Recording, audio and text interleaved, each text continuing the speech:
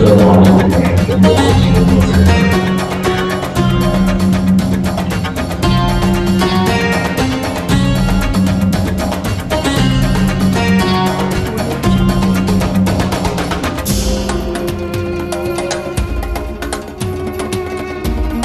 kita diberikan waktu oleh Allah Ramadan, di mana bulan-bulan kita ditarbiyah oleh Allah lewat Ramadan. Perputaran waktu mengantarkan kita selesai Ramadan, Syawal, sekarang Dzulqa'dah. Tanggal berapa, Bu? Pak? Tanggal 3. Allah Subhanahu wa taala berfirman, "Inna 'indaka asy-syuhur 'indallahi 12 syahran fi kitabillah yauma khalaqas samawati wal arda arba'atun minha arba'atun hurum." Kata Allah, sesungguhnya hitungan bulan di sisi Allah sejak penciptaan yang Allah tetapkan dalam kitab Allah, sejak hari diciptakan langit dan bumi ada 12 bulan. Minha, di dalam yang 12 itu arba'atun hurum, ada 4 bulan yang diagungkan, yang dimuliakan. Yang 3 itu terus menerus, Dzulqa'dah, Dzulhijjah dan Muharram. Yang 1 terpisah jauh di bulan Rajab. Itulah 4 bulan yang dimuliakan oleh Allah. Di ayat selanjutnya dikatakan, "Fala tadlamu minhunna anfusakum." Kalian jangan mendolimi dirimu sendiri di bulan-bulan itu, karena di bulan 4 bulan yang diagungkan oleh Allah itu pahala dilipat gandakan oleh Allah. Dan jika ada orang melakukan kemaksiatan juga dosa dilipat gandakan. Sama dengan orang yang di Mekah Madinah, Bapak Ibu sekalian. Di Mekah Madinah setiap amal saleh dilipat gandakan oleh Allah pahalanya. Tapi kalau ia bermaksiat juga dosanya dilipat gandakan. Sama dengan sekarang ini. 4 bulan agung, 4 bulan yang dimuliakan oleh Allah, arba'atul hurum, sama. Maka Allah katakan, jangan engkau menzalimi dirimu sendiri. Perputaran waktunya luar biasa Bapak sekalian, indahnya. Tadi ayat yang saya bacakan terkait itu. Inna fi khalqis samawati wal ardi wa ikhtilafil laili wan nahar. Sesungguhnya dalam perputaran hari, penciptaan langit dan bumi, pergantian siang dan malam, terdapat tanda-tanda kebesaran Allah bagi mereka yang cerdas, bagi mereka yang berpikir. Perputaran, bukankah hidup kita adalah gumulan waktu Bapak Ibu? Pergumulan waktu, detik, menit, jam, hari, pekan, bulan, tahun, terus menerus. Pergantian terus siang, malam, pagi, siang, sore, malam, terus sampai kemudian tiba waktunya setiap kita harus masuk ke liang lahat, bergerak terus. Maka Allah tanya kepada kita semuanya, adakah di antara kalian menjadi orang-orang yang ulil albab? Tahukah kalian siapa mereka orang-orang yang cerdas dalam menyikapi perputaran waktu tadi?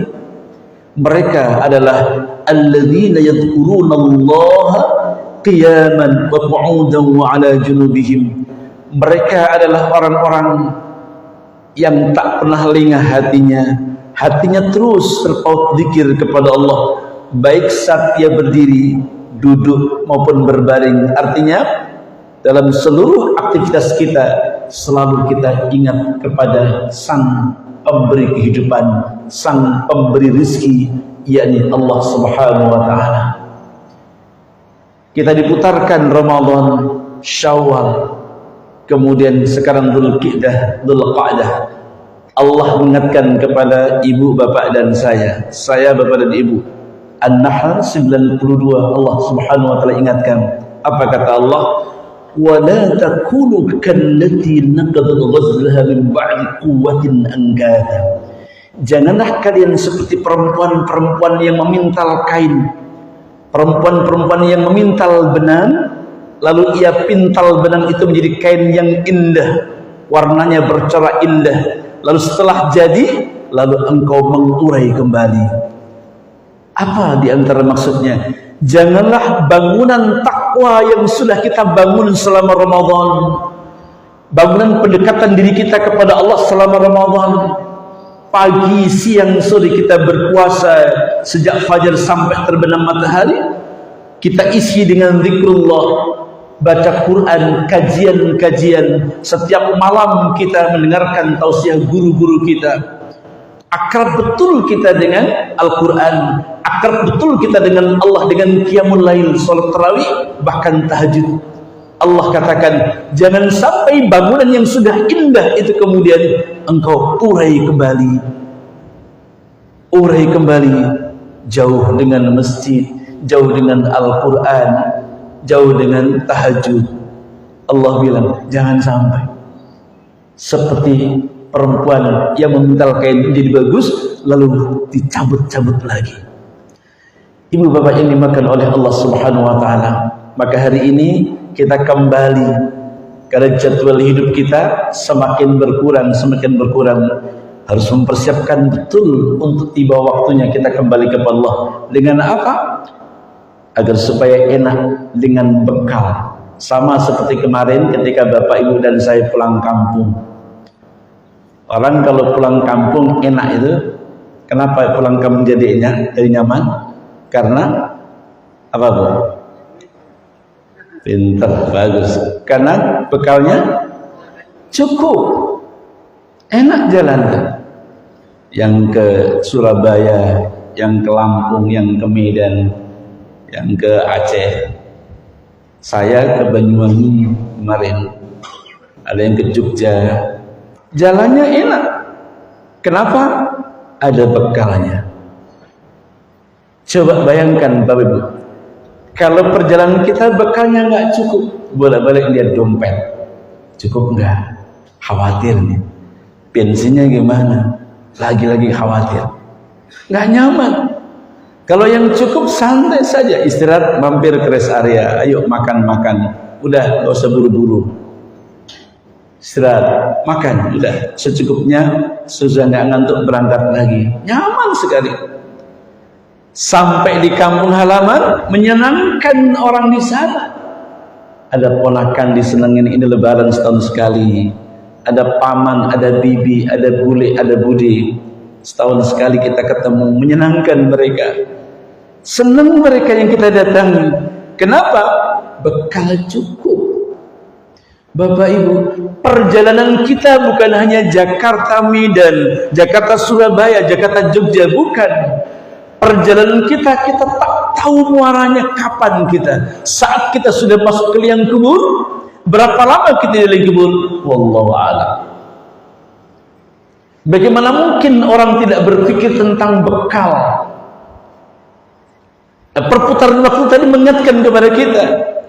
Allah berkata, hai kalian yang sudah engkau bangun pendekatan dirimu kepadaku, kepada Allah. Sudah bagus engkau, jangan engkau kembali, jangan engkau urai lagi, karena waktumu semakin kesini bukan semakin banyak, tapi waktu untuk mengumpulkan bekal semakin berkurang.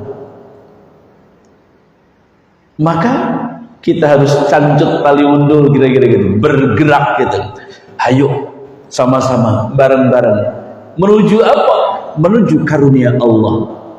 Karena setiap saat kita menikmati karunia-karunia Allah, senang dengan karunia Allah, menyenangi semua yang ditetapkan oleh Allah Subhanahu wa taala, hingga tiba waktunya pun kita juga dalam keadaan senang.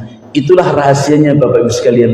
Kenapa kita disuruh membiasakan diri untuk terus bergembira, bersyukur, bergembira karena menikmati karunia Allah, bahkan boleh tertawa.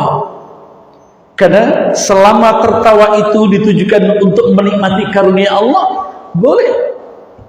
Dalam satu riwayat dikatakan, ini yang dikutip oleh Imam Ghazali, inna min khiyari ummatin yadhakuna jahran min sa'ati rahmatillah Kata Nabi yang dikutip oleh Imam Ghazali dalam Ihya itu, sesungguhnya umat terbaikku adalah mereka yang tersenyum, mereka yang biasa tertawa, tapi senyum dan tawanya bukan karena dunia, tapi yadhakuna jahran min sa'ati rahmatillah, senyumnya, tertawanya karena selalu merasakan hadirnya karunia Allah.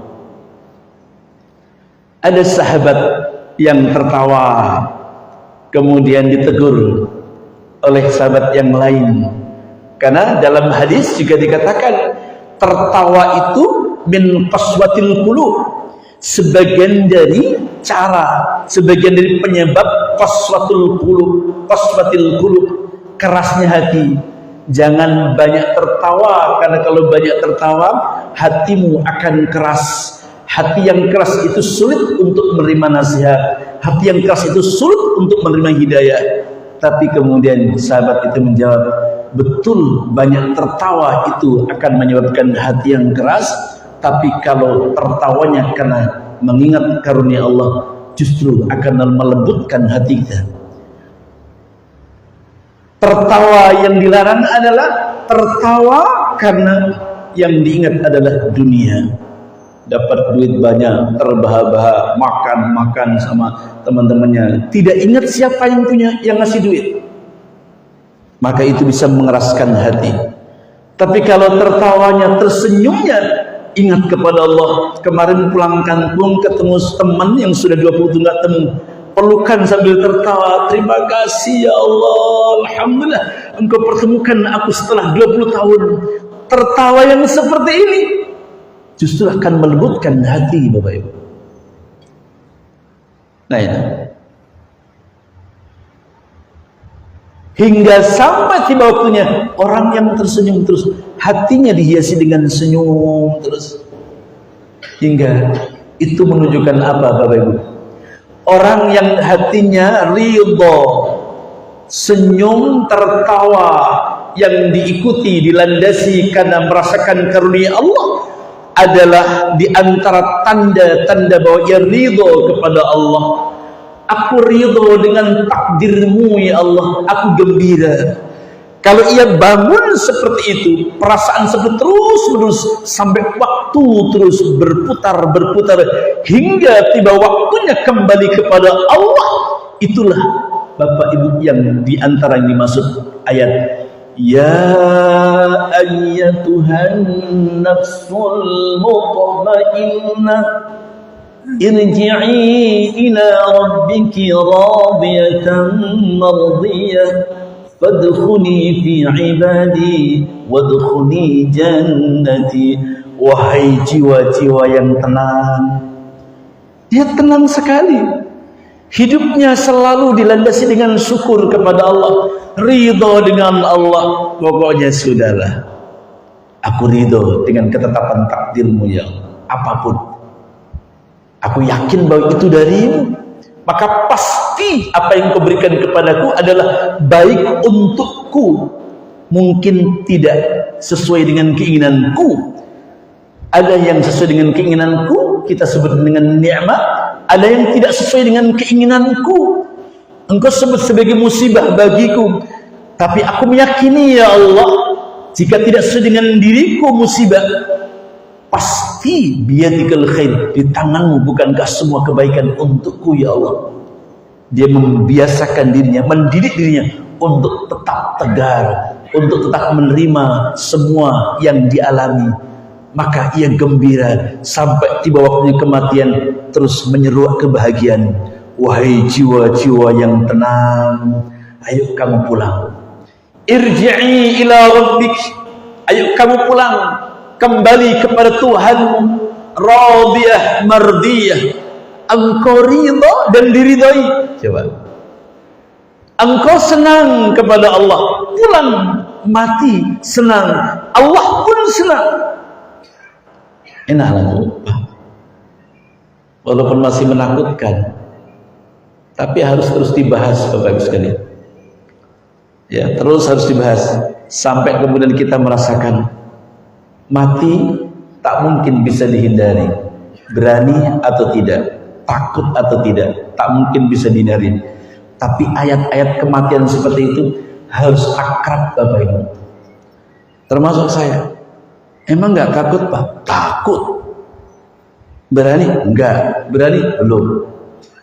Nggak apa-apa. Tapi harus. Jangan menjadi orang-orang al-munhamiqah. Siapa al-muhammad itu? Disebutkan orang yang tak mau bicara tentang kematian. Sehingga hatinya lalai. Terus harus diakrabkan. Agar supaya terbiasa. Ya, kematian itu sesuatu yang tak mungkin bisa dihindari. Siapapun. Nabi yang mulia itu mati kok. Nabi Muhammad, manusia paling agung, manusia paling suci, manusia paling soleh, mati. Kemudian Abu Bakar As-Siddiq, Umar bin Khattab, Ali, Utsman, semua min ahli jannah mati juga. Masa kita nggak mati? Gitu. Jadi mau takut atau tidak, berani atau tidak, siap atau tidak, jangan pernah menghindar ayat-ayat tentang ini. Al-Quran membicarakan ratusan ayat-ayat tentang kematian untuk apa? Mengingatkan kepada kita. Kalau kita ridho saat tiba waktunya kematian, Allah ridho.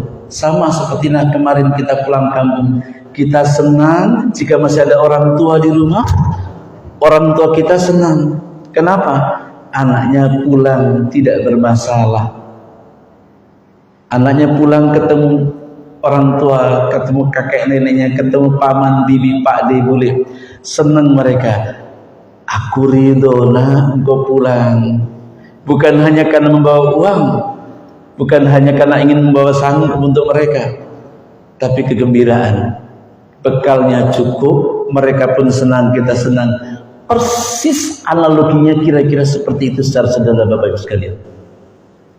Membiasakan ridho kepada Allah sampai tiba waktunya, lalu kita senang, maka Allah senang. Dan itu sesuai dengan satu riwayat mengatakan, an-nasu yamutu 'alal ma'ash. Manusia itu mati seringkali sesuai dengan kebiasaannya. Kalau hatinya biasa ridho, insya Allah matinya ridho. Insya Allah matinya ridho, seneng gitu, gampang senyum hatinya. Nanti meninggalnya juga pas senyum Mbak, insya Allah enak dilihat jenazahnya. Dan itu mungkin sudah 20 tahun yang lalu saya pernah sampaikan di beberapa tempat. Salah satu di antara keinginan saya kalau saya mati, orang lihat jenazah saya itu nggak takut.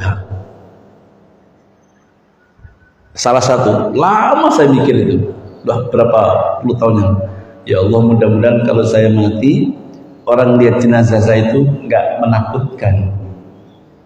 Kan kadang-kadang kita melihat Bapak Ibu jenazah yang, ya Allah, melihat langsung tutup, melihat saya, kenapa? Kok kayak gini walaupun kita nggak ngomong, mikir ya Allah, pas dalam keadaan apa dia mati? Dalam keadaan marah, dalam keadaan emosi, dalam keadaan nggak ridho, pasti Bu, samalah ibu bapak ketika marah kayak apa wajah kita? Ayo, kalau ingin tahu bapak ibu, ingin tahu ibu wajah yang paling jelek saat ibu marah, ibu bercermin. Nah itulah kenapa wajah setan itu. Lah iya, al-ajal itu syaitan. Orang-orang yang terburu-buru, orang-orang yang emosi itu kan dikuasai wajahnya oleh nilai-nilai syaitan itu. Jadi kalau ingin tahu wajah yang paling buruk kapan? Saat ibu marah, saat bapak marah, bercermin. Sayangnya kita jarang atau bahkan nggak pernah mau bercermin kalau sedang marah. Coba, kan kita sering pengalaman melihat jenazah, ya Allah. Ada satu lihat, Masya Allah, indah nian ini wajah. Dan saya sering itu memberikan kesaksian pada jenazah. Ini bapak lebih ganteng dibandingkan saat hidupnya. Ibu ini cantik sekali wajahnya, lebih cantik dibandingkan dengan saat hidupnya. Itu kan menunjukkan ridho ya ke saat lepas ruhnya. Beda. Orang ketemu dengan yang tidak disenangi itu beda kok. Kalau ketemu dengan yang disenangi, wajahnya berseri-seri, wajahnya indah. Kita ingin seperti itu. Wajah yang cemerlang, wajah yang berseri-seri, karena ridha. Irji'i ila rabbiki radiyah mardiyah. Aku ridha ya Allah datang kepadamu, engkau pun ridha. Allah bilang, engkau ridha, aku ridha. Engkau senang, aku juga senang. Kenapa? Nah, ini salah satu yang kita lakukan hari ini. Karena bekal kita cukup. Emang bekal kita sudah cukup? Nggak akan cukup, Ibu, Bapak. Kalau kita tanya, Pak sudah berani mati? Ah, sudah. Emang bekalnya cukup? Kalau bilang ada orang cukup lah, wah itu sombong lah. Emang sudah apa bekalnya? Nggak akan cukup. Kenapa? Karena kita tahu. Kalau saya pulang dari Jakarta ke Banyuwangi untuk bekal cukup, gampang. Bawa uang 10 juta cukup, gitu kan? Ke Medan bawa uang 20 juta cukup, jelas gitu loh.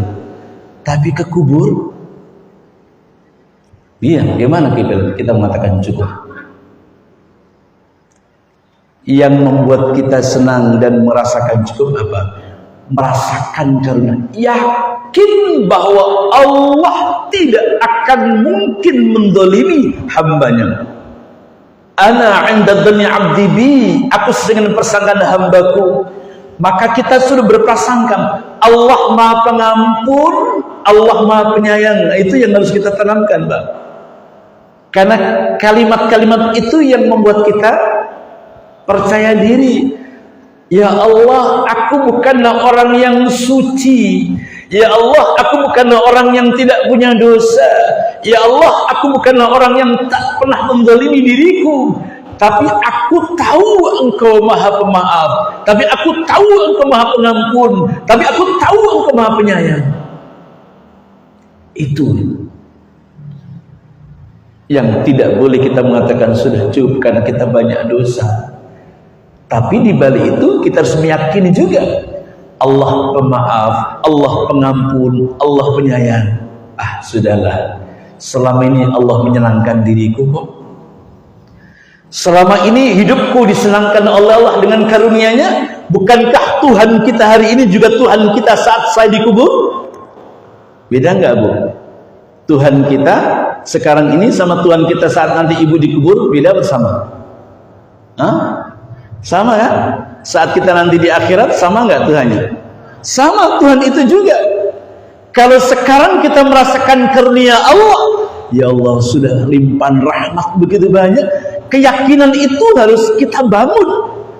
Saat nanti aku dikubur dalam kegelapan kubur, toh itu ada karuniamu ya Allah, maka aku meyakinimu pasti Engkau tidak akan memperlakukanku dengan tidak baik.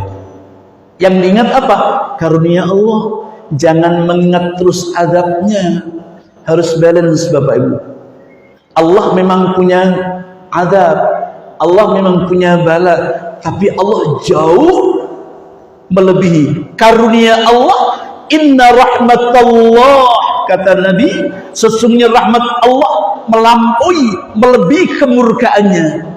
Murka 1, Allah 99 rahmatnya. Nah, itu yang harus kita bangun.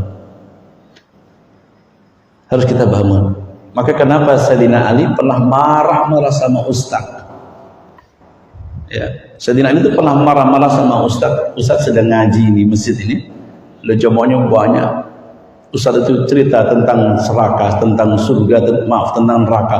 Allah itu nanti menyiksa kamu, barang siapa yang ini mau disiksa.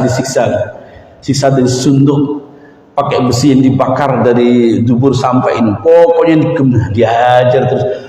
Sampai bermenit-menit, setengah jam sampai 1 jam Ustaz cerita tentang kengerian-kengerian kubur dan neraka. Habis itu ditutup. Semua jamaah tegak, gila ya Allah. Dipanggil itu Ustaz, kamu yang manggil sahabat Nabi, siapa yang ngoper? Menantu Nabi, sahabat Nabi, orang yang dijamin masuk surga. Dipanggil si Ustaz, jamaah sudah nggak ada. Kenapa kamu ceritakan tentang itu? Betapa engkau membuat pengajian menakuti orang. Kenapa engkau tidak jelaskan juga tentang maha rahmannya Allah? Kenapa engkau tidak jelaskan tentang maha pengampunnya Allah? Kenapa engkau tidak jelaskan pula maha pemaafnya Allah? Kenapa hanya engkau ceritakan tentang azab hingga membuat para jamaah menangis saja, lalu lupa kepada karunia Allah? Itu ditarik, nggak boleh kata. Emang Allah senang kalau kamu menceritakan itu? Allah akan bilang kamu nggak adil. Kamu nggak adil kalau hanya menceritakan tentang seakan keburukanku. Aku ini penyiksa, aku ini penyiksa. Wah, gimana nih? Allah nggak seperti itu. Bahwa ada azab, ada sari'ul iqab, iya. Ada siksa Allah, iya. Tapi rahmat Allah lebih banyak gitu. Nah, itu yang harus. Nah, saya lebih senang gitu. Saya lebih senang di poin yang ini. Sekali waktu ancaman kita sampaikan, tapi banyakin rahmatnya. Kita pernah bilang sholat nggak sah kalau gini-gini. Nah, itu ancaman. Saya sampaikan juga. Nggak boleh begini Bu, Pak, ini sholat yang ini nggak diterima. Kalau nggak terima hilang, selesai. Tapi rahmatnya yang banyakin gitu. Betapa rahmat kita hari ini Pak, Ibu, Bapak, dan saya diberikan kesempatan untuk subuh ini dahsyat sekali. Ini sering saya ulang-ulang. Kita sekarang ada dalam doa Nabi. Kurang keren apa coba? Nabi berdoa untuk kita. Bagaimana kita nggak bahagia ketika Nabi mengatakan, Allahumma barik li ummati fi bukuriha. Ya Allah, berkahi umatku yang ia tegakkan di waktu subuh, berkahi umatku yang jalan dari rumah untuk menuju rumah-rumahmu untuk menikah subuhnya. Apa nggak senang kita Pak, Bu? Sementara sebagian kita terlap tidur, mancal kemul selimut, dan Allah izinkan kita untuk bergerak, menyibakkan selimut, menyibakkan kesenangan, mengambil air wudhu, 2 rakaat salat tahajud, 1 witir misalnya, lalu terdengar tarhim, kita merangkak. Dan Nabi sudah sampaikan itu kepada kita semua. Mereka umatku sedang menikmati subuh, ada dalam berkahmu ya Allah. Berkah umatku ada dalam kebaikan. Ma makna al-barakah? Al-barakatu ziyadatul khair. Berkah itu bertambahnya kebaikan-kebaikan. Jalan saja sudah dihitung setiap langkah. Kita seperti orang sedang berjihad, Bapak Ibu. Masya Allah. Menuju rumah Allah, menyuruh rumah Allah. Laksana orang sedang berjihad. Apalagi kemudian ngaji, ta'lim. Man salaka tariqat yaltamsu fiha ilman sahalallahu tariqan ilal jannah. Kata Nabi, siapa yang jalan menuju tempat ta'lim, maka ia sama seperti sedang jalan menuju surga. Gimana Pak? Apa enggak keren ini? Semua keindahan, semua, bukankah ini rahmatnya? Bahkan ditegaskan oleh Nabi, idza martu rawdah min riyadil jinan farta'un. Jika engkau jalan lalu melewati taman-taman surga, berhentilah di taman surga itu. Sahabat bertanya, ma rawdah min riyadil jinan ya Rasulullah? Apa itu taman surga? Wa hiya majalisut ta'lim. Itulah majlis di dalamnya dikaji ilmu. Jadi hakikatnya kita sekarang ada di taman surga, Bapak Ibu. Secara fisik di Masjid Al-Barakah. Tapi hakikatnya saat kita ngaji seperti ini, Nabi mengatakan hakikatnya kita ada dalam rawdah min riyadil jinan, taman di antara taman surga.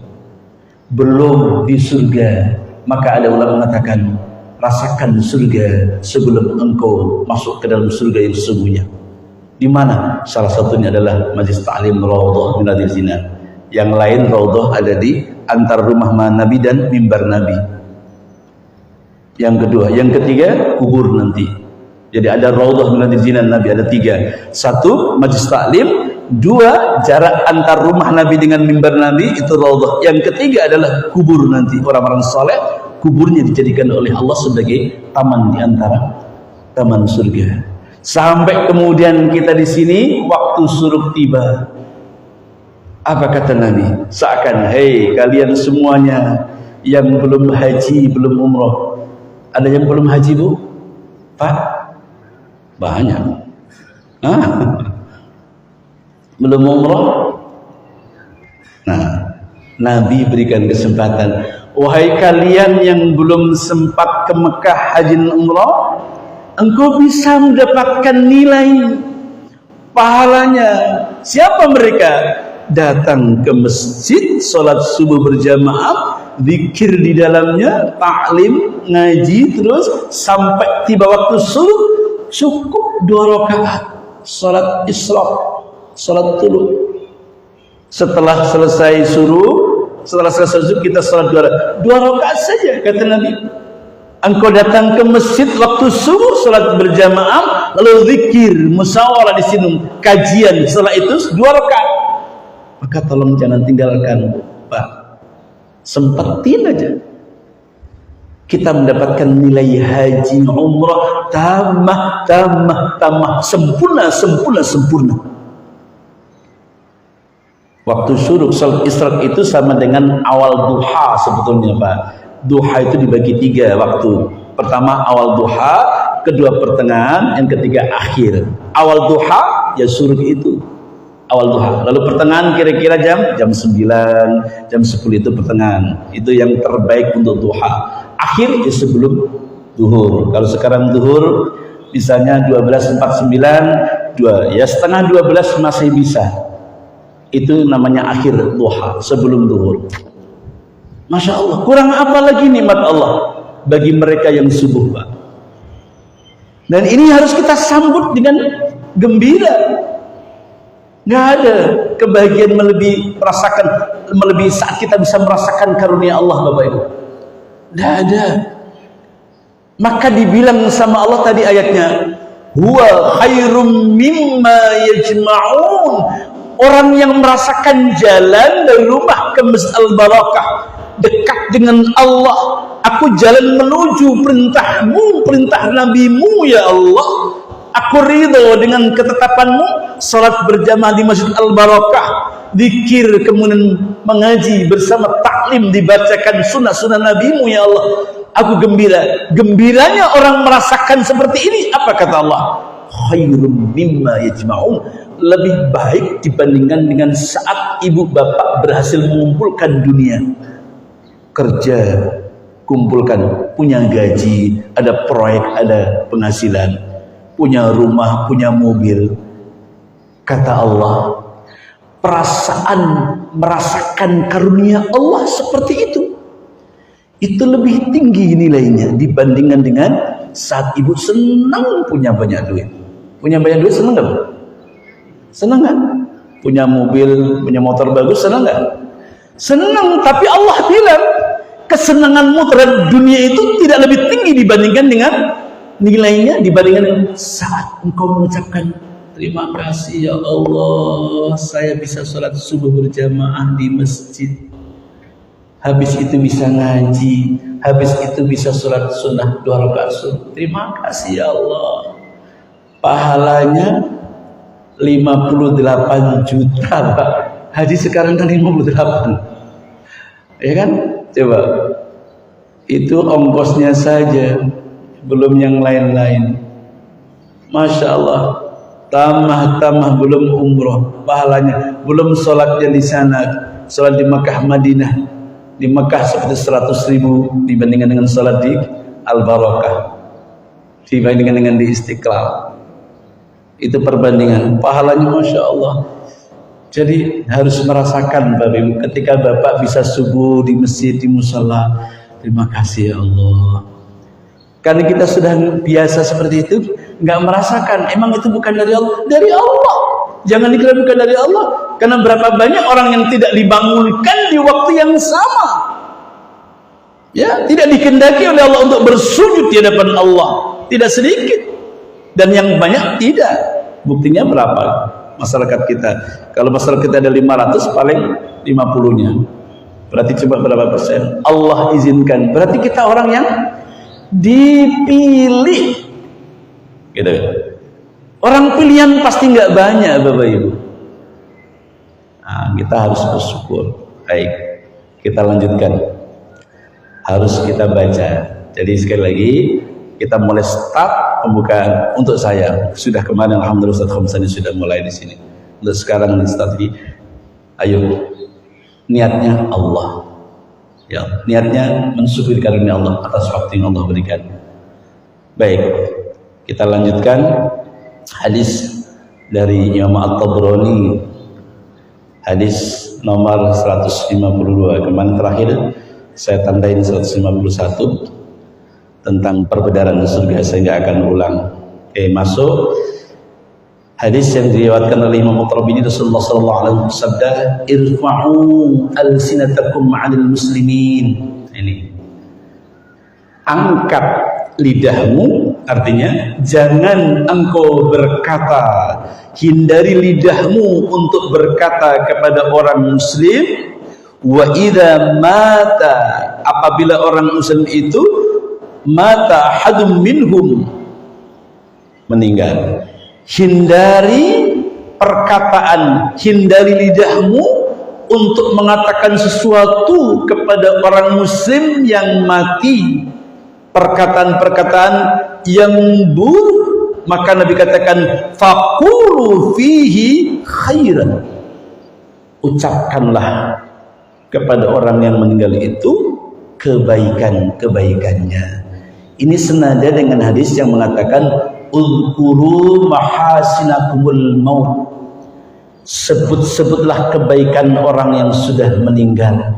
Ini yang juga sering saya katakan, kalau ibu bapak bertakziah, kan kita disuruh melihat itu. Untuk apa ngelihat itu, Pak? Syuhada, syahid, saksi. Tadi saya bilang, lihat wajah, ya Allah, indah sekali wajah ini. Kita ceritakan sama orang. Tadi saya takziah, bapak meninggal, bapak itu meninggal. Saya buka jenazahnya. Nabi ketika takziah dibuka. Alhamdulillah, wajahnya tenang. Kita adalah syuhada, kita adalah saksi. Sampaikan kepada, indah sekali wajah bapak itu. Siapa sih dia itu? Diceritakan. Orang itu baik, suka peduli kepada anak yatim, suka bantu orang, bantu masjid, musola. Kalau ada orang kesulitan dia suka membantu. Pantes. Kan jadi syahid, jadi syuhada, saksi. Kalau yang ini disuruh sama Nabi, ceritakan kebaikan-kebaikan jenazah. Tapi dilarang, kita dilarang oleh Rasulullah, jangan irfa'u, angkat, hindari lidahmu untuk berkata yang buruk pas buka jenazah. Masya Allah, kok wajahnya mengerikan ya. Kayaknya dulu waktu hidup nggak kayak gini deh. Ibu ini kok cantik, kok sekarang kok kayak gini gitu. Bapak ini kok kayak gini meninggalnya, menakutkan. Mata melotot, mulut terenganga, ditutup susah, sudah ditutup buka lagi, sampai keluarganya atau orang nggak sanggup lagi, akhirnya diikat pakai tali rapia. Tapi wajahnya masih nggak boleh diceritakan, bapak, nggak boleh diceritakan. Irfa'u, hindari alsinatkum, mulutmu, jangan. Langsung apa? Doakan. Gak boleh menceritakan orang tuh, ya Allah, ada kematian-kematian yang ditunjukkan oleh Allah kepada kita, yang baik, yang buruk. Yang baik menjadi saksi doa kebaikan, yang buruk menjadi saksi tentang keburukan. Lalu apa yang kita lakukan? Mendoakan atas keampunan. Allahumma fillahu, ya Allah ampuni dia ya Allah. Mungkin ia banyak khilaf sebelum kematiannya, maka keluarganya, teman-temannya, tetangganya nggak boleh cerita tentang keburukan. Yang boleh doakan dia. Allahumma fillahu, kalau laki-laki, warhamhu, ya Allah ampuni dia, sayangi dia, maafkan dia. Nggak boleh, jangan menceritakan keburukan orang. Kenapa? Kita juga akan mati, Pak. kita juga akan mati. Saat tiba kematian kita nggak tahu dalam keadaan apa. Karena itu menjadi doa. Kalau ibu bapak menceritakan keburukannya, menjadi fitnah, menjadi keburukan, semakin buruklah jenazah itu. Kenapa? Antum syuhada'akum fil ard, kata Nabi. Kalian itu saksi bagiku di muka bumi ini. Maka ketika ada jenazah lewat, Nabi berdiri, lalu Nabi tanya, siapa yang meninggal itu? Fulan bin Fulan ya Rasulullah. Nabi katakan, ajabah. Lewat lagi nggak lama jenazah orang Yahudi, orang kafir. Nabi tetap berdiri. Nah ini akhlak Bapak Ibu. Kalau ada mayat lewat di depan rumah kita disuruh sunahkan berdiri, menghormati. Dia orang kafir, dia orang Kristen saja, dia orang bukan Islam, nggak apa-apa. Nabi ajarkan untuk apa? Menghormati kemanusiaannya. Dia manusia, ya. Itu Nabi ajarkan. Di depan rumah kita kadang lewat. Bukan orang muslim, bukan saudara kita muslim. Tetap kita disunahkan berdiri menghormati manusia. Ketika diceritakan, siapa dia? Wah, dia mah orang ahli maksiat ya Rasul. Kerjaannya judi, kerjaannya zina, kerjaannya mabuk pemukan. Nabi pun bilang, ajab. Sahabat tanya, ya Rasul, tadi ketika ada orang yang jenazah lewat, orang bagus, aku berikan kesaksian tentang kebaikan, engkau bilang ajab. Ada jenazah lewat yang buruk, maka kemudian engkau pun mengatakan ajab. Ini Bapak Ibu sekalian, apapun yang dilakukan oleh Nabi itu menjadi hukum bagi kita, karena beliau adalah masdarut tasyri', dia sumber hukum.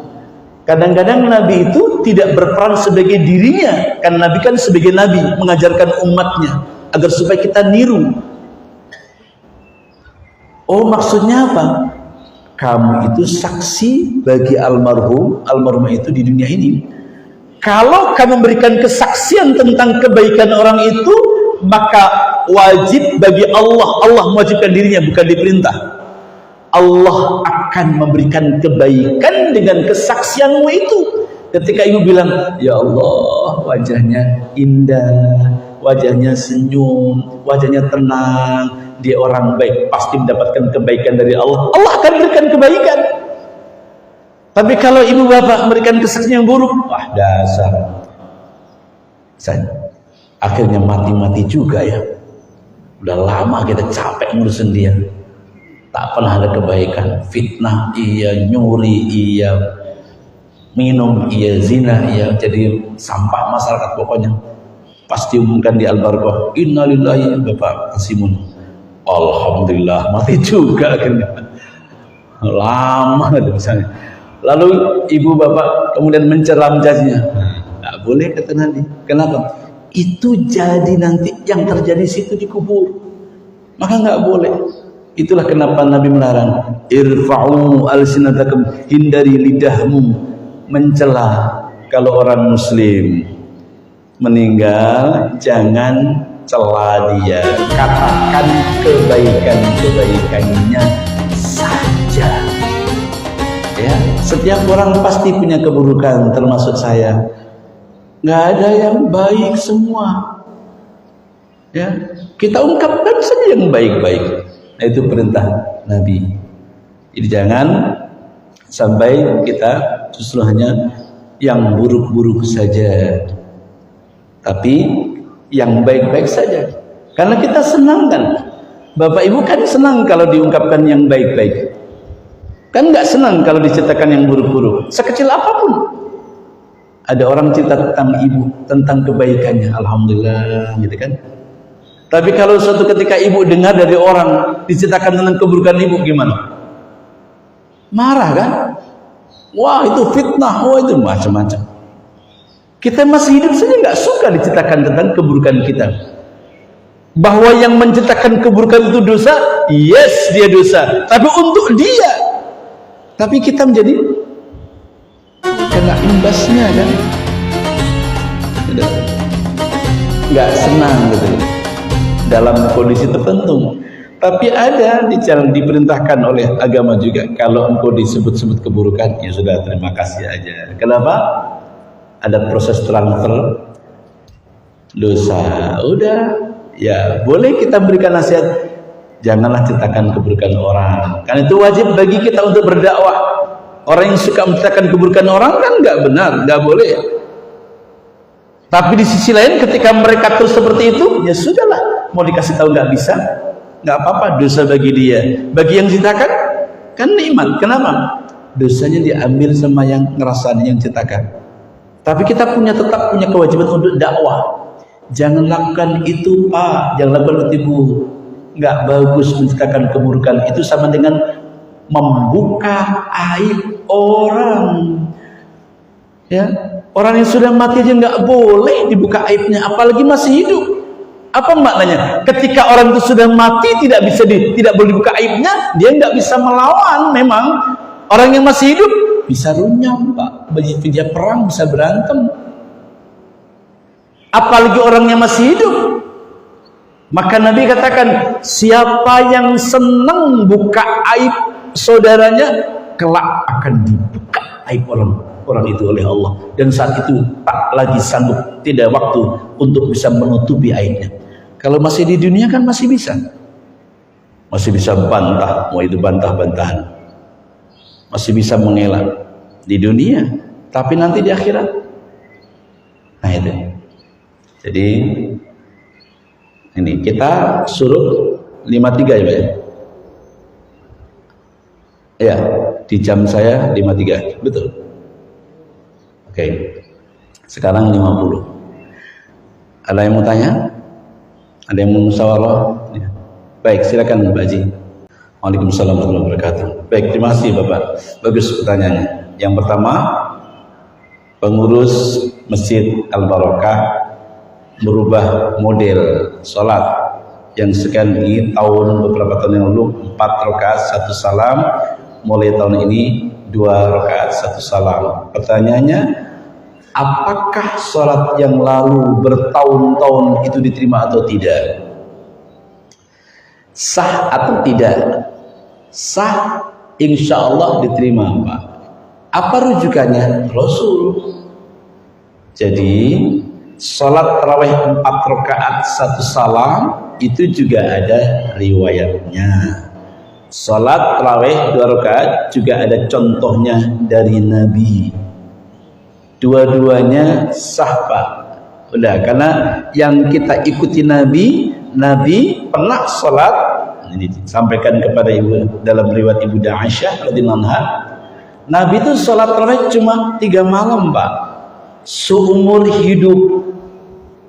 Ya, ada yang mengatakan 3, ada yang 4, maksimal 5 lah dalam riwayat itu. Seumur hidup sholat tarawih yang seperti kita lah Pak ya. Tapi sholat qiyamul lail nggak pernah luput Nabi, setiap malam qiyamul lail. Yang kita sebut dengan tarawih itu Nabi kan qiyamul lail di rumah Nabi. Yang menyaksikan siapa? Ibu Aisyah. Ibu Aisyah yang menyaksikan karena beliau ada di rumah. Nabi sholat malam karena sholat tarawih di masjid. Malam pertama kok banyak, malam kedua makin banyak, malam ketiga makin banyak, malam keempat sebagian mengatakan malam kelima penuh itu masjid. Nabi ditunggu sampai tengah malam enggak datang. Ramadan waktu subuh sahabat-sahabat ngadu, ya Rasul, kami tadi malam menunggumu sampai tengah malam engkau tidak datang. Apa jawaban Nabi? Ini jawaban cinta Pak, Bu. Nabi mencintai umatnya. Nabi katakan, aku khawatir kalau engkau menganggap ini wajib, maka nggak ada lagi. Udah, coba bayangkan Pak, aku khawatir. Ini kan jawaban cinta Nabi. Berat bagi umatnya yang 5 waktu aja banyak yang bolong Pak, apalagi sholat 11 rakaat. Kayak apa beratnya? Itu loh, kalau itu wajib. Maka Nabi membalas dengan balasan cinta sebenarnya. Aku khawatir kalau umatku menganggap ini wajib, maka aku enggak lagi. wafat sampai Nabi wafat. Puasa Ramadan itu diwajibkan tahun kedua Hijriah. Nabi di Mekah, di Madinah cuma 10 tahun, berarti tahun ke-8. Setelah 2 Hijriah baru ada puasa. Mulai itu. Kira-kira kalau boleh dihitung 7 tahun nggak ada sholat tarawih Nabi hidup. Dilanjutkan dengan Sayyidina Abu Bakar As-Siddiq, 2 tahun beliau menjadi khalifah, nggak ada sholat tarawih. Dilanjutkan dengan Sayyidina Umar bin Khattab. Saat itulah Umar ingat, bernostalgia, tahun-tahun berapa puluh tahun yang lalu kayak Nabi pernah deh sholat di masjid. Ayo biar rame masjid kita, ayo kita hidupkan lagi. Perintah Nabi kepada Ubay bin Ka'ab. Ubay, ini sahabat Nabi yang hafal Quran 30 juz. Ubay, kamu pimpin. Aku ingin menghidupkan kembali sunnah Nabi yang lalu. Karena umat Nabi Muhammad sudah banyak, sudah pemahamannya sudah bagus. Insya Allah, menurut Umar bin Khattab, insya Allah bisa membedakan antara yang wajib dan sunnah. Ini sunnah, Nabi sudah nggak ada. Udah sunnah. Dihidupkan kembali kebiasaan yang sudah sekian puluh tahun yang lalu. Kembali. Jadi yang pertama kali kemudian yang kita ikuti sholat tarawih itu adalah Umar. Dan Umar sholatnya 20+3, Pak, bukan 11. Dan itu yang sampai sekarang dilakukan Mekah Madinah. Gitu. Tapi jangan kemudian ibu komplainkan, kita ikut Nabi apa kita ikut Umar. Nah, itu ngaco. Kan ada ustadz yang gitu. Nggak boleh mempertengahkan mau ikut Nabi atau ikut Umar bin Khattab, nggak boleh begitu. Kenapa? Alaikum bisunnati wa sunnatul khulafur rasyidin. Ikuti aku dan ikuti khalifah-khalifahku. Jadi mengikuti Umar bukan berarti menyela Nabi. Mengikuti Umar sudah diridhoi oleh Nabi. Abu Bakar As-Siddiq, Utsman, Ali, itu sudah ada dalam hadis tadi. Alaikum bisunnati wa sunnati khulafur rasyidin. Ikuti aku dan ikuti sunnah sahabat-sahabatku yang besar ini. Ini curangnya ada ustadz-ustadz yang gaya dakwanya begitu. Nah, menurut saya memprovokasi umat. Nggak boleh ikut Umar atau ikut Rasulullah. Rasulullah 11, Umar 23. Nggak boleh begitu. Silahkan yang 11, silahkan yang 23. Bahkan Imam Malik 39, Pak. Imam Malik itu di Mekah, di Madinah, sholat tarawihnya 39. Dengan hitungan apa? Orang yang di Mekah setiap 2 rakaat bisa tawaf. Maka 8 dinilai tawaf itu 2. Kalau 2 kali, kemudian 8 tambah 8. Gitu kan? Tawaf 2 istirahat tawaf gitu. Sementara di Madinah kan gak ada Ka'bah. Ya, 4 nilai tawaf itu 4. Berapa kali tawaf? Nah, dijumlah sampai 36 plus 3 39. Itu riwayat dalam Imam Malik. Jadi nggak usah dipertentangkan antar 11, 23, 39, nggak usah. Termasuk ketika kemarin pengurus Al-Barakah katakanlah merubah model. Kenapa? Memang ada riwayat. Jadi bukan tidak sah, Pak Haji Ta'ala. Sah, insya Allah diterima. Hanya banyak kemudian riwayat yang mengatakan kalau ditanya tentang afdoliyah, afdoliyah itu keutamaan, maka ada hadis mengatakan sholul lail masna, salat malam itu 2. Jadi kalau pertanyaan Bapak, apakah yang lalu sah? Insya Allah sah, diterima, nggak usah khawatir Bapak. Ini nggak apa-apa. Di Dewan Dakwah juga sama. Dulu saya karena lama di Dewan Dakwah, kurang lebih 10 tahun saya di Dewan Dakwah di Keramat 45 itu. Pernah di sana 4, juga kemudian di 22. Bukan salah, jangan keliru ya. Bukan salah yang 4, enggak. Ada riwayatnya sahih. Tapi dan ulama-ulama dalam takhrij di Muhammadiyah sendiri, di Muhammadiyah Masjid Rasul Muhammadiyah ada yang 4, ada yang 2. Kalau dihitung banyakan yang 2 juga. Ya, banyakan yang 2 juga. Jadi nggak ada masalah. Itu ya Pak. Oke, 1. Yang kedua, adakah nggak standar untuk sholat tahajud? Tidak, Pak. Sholat witir ya, nggak ada. Boleh. Nah ini sekarang ada witir 2+1. Apakah itu witir? Ya sudahlah. Kalau saya senang yang 3 langsung, Pak. namanya witir itu ya ganjil. Salat witir itu ya satu. Nabi pernah salat witir tanpa salam maksimal berapa? 9, Pak. Ada riwayat Imam Muslim kalau salah. Coba 1, 2, 3, 4, 5. Yang masyhur 5. 1, 2, 3, 4, 5 baru salam. Jadi 1, 3, 5 ini yang masyhur. Yang enggak ada jeda. Tapi kan di masyarakat kan ada witirnya 2+1 kan? 2 dulu salam, terus tambah 1. Jadi witirnya 1 atau 3? Nah ini yang bikin pusing malaikat. Katanya kamu niat salat witir kok 2? Bingung malaikatnya. Nah, kalau yang 1 nggak apa-apa gitu. Itu yang dijelaskan Gus Ba gitu. Gus Ba juga ketawa dalam videonya. Tapi ya nggak apa-apa. Oh yang 2+1 bilang, yang 2+1 bilang, niatnya dikatakan usolli minal witri gitu. Saya sholat bagian dari witir. Gak, saya sholat 3 tapi lurus ya. Kita kira ngomong gitu. Saya sholatnya 3 tapi 2 dulu ya Allah. Habis itu tambah 1. Ya nggak apa-apa lah. Jadi standar kalau jumlahnya. Karena standar bacaan.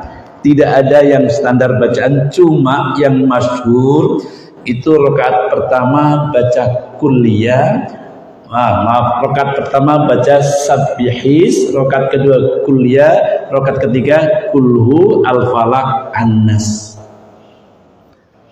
Yang sudah, kalau saya kan praktekkan itu juga di sini kadang-kadang. Kalau saya pas jadwal saya baca sabbihis rakaat pertama, yang kedua qul ya ayyuhal kafirun, rakaat ketiga kulhu al-falaq an-nas. Ini standar, katakanlah sunnah yang banyak diikuti. Tapi bukan berarti Nabi melarang harus itu, enggak. Tapi Nabi sering baca itu, Pak. Sama dengan kalau subuh, kalau Jumat itu sunnah. Kalau Lebaran itu kalau kita merujuk kepada hadis, apa yang dibaca Nabi? Pertama sabbihis, rakaat kedua adalah al-ghasyiyah. Gitu ya. Idul Fitri, Idul Adha, itu Nabi sabbihis rakaat pertama, rakaat kedua adalah al-ghasyiyah. Tapi jangan disalahkan kalau imamnya enggak baca itu, enggak masalah. Ya, oh di imamnya enggak gitu istilah, ya enggak begitu. Jangan keras-keras. Kalau di tempat-tempat tertentu kayak di Dewan Dakwah itu nggak ada, Pak. Saya pernah dulu waktu zaman beda hari, saya pernah nggak ikut sholat dengan pemerintah itu, ikut kayak ke Dewan Dakwah sana. Sampai 2 ronde. Artinya karena saking banyaknya sholat ronde pertama, kemudian rakaat habis itu khutbah, setelah itu ada sholat lagi. Sama imamnya baca, imamnya berbeda. Sholat pertama adalah imam lagi, sholat kedua adalah mereka bacanya sama. Yang pertama sabbihis, yang kedua al-ghasyiyah. Itu kan ayat di atas dan di bawahnya. Sabbihis rabbikal a'la, bawahnya kan al-ghasyiyah. Hal ataka hadithul ghasyiyah. Jadi itu. Jadi memang ada, Pak, standar yang Nabi, tapi bukan berarti kalau tidak membaca itu nggak sah.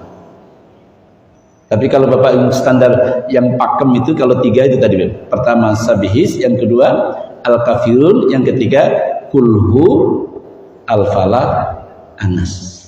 Baik, saya kira cukup. Terima kasih, alhamdulillah di sesi pembukaan untuk diri saya kajian ini. Mudah-mudahan Allah berkahi kita semuanya. Allah maafkan kita tutup dengan kafatul majlis. Subhanallahumma wa bihamdika asyhadu an la ilaha illa anta nastaghfiruka wa natubu ilaik. Mohon maaf. Assalamualaikum warahmatullahi wabarakatuh.